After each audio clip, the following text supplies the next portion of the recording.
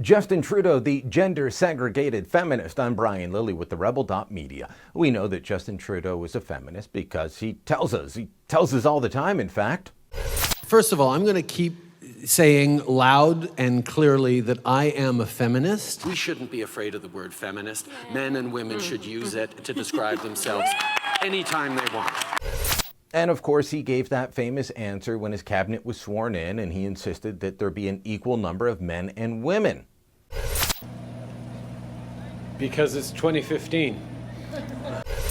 And yet here he is in 2016, going to a mosque where they segregate the men and the women, where the men are allowed on the main floor, the women relegated to a balcony upstairs, not allowed to be near the guys. That can't happen. That might be, in some people's view, a problem for a self-described feminist, but Trudeau just smiled and acknowledged it while he was speaking at the mosque. We are a place that has figured out that diversity can be a source of strength, not just a source of weakness. And as I look at this beautiful room with the sisters upstairs, everyone here. Then, quizzed about it by the media on Tuesday, he sloughs it off as respecting diversity. How do you reconcile your brand as a self-styled feminist prime minister with attendance at a gender-segregated event? The fact is, the values that define Canada include respect and openness towards our full diversity. Indeed, understanding that diversity is a source of strength, not a source of weakness, is why I think that politicians need to be focused on bringing people together rather than fomenting divisions. Now, before I lay the boots in on my media colleagues for not really spending a whole lot of time covering this, I will give kudos to David Aiken from Post Media and Helen Bizzetti from Le Devoir.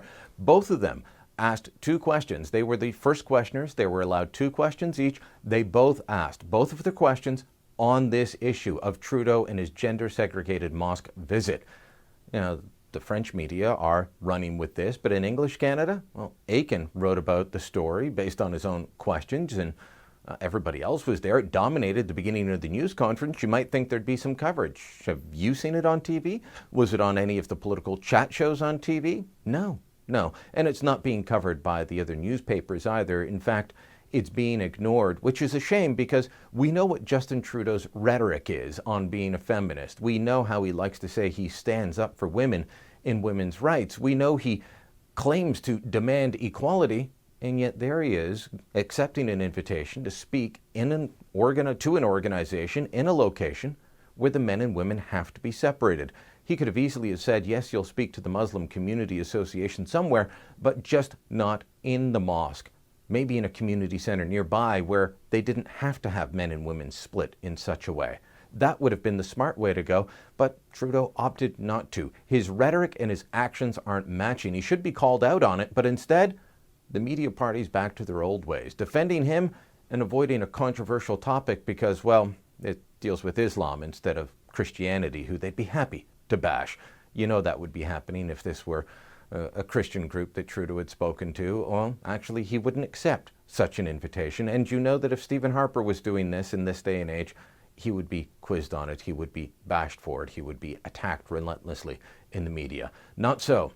We've seen a couple of articles that question expenses. We've seen a couple of articles of accountability journalism. But for the most part, the media party's still in love with the man that they're on a honeymoon with. Thanks for watching. Click here to never miss a Rebel update. Want even more of the Rebel? Well, click here to become a premium member.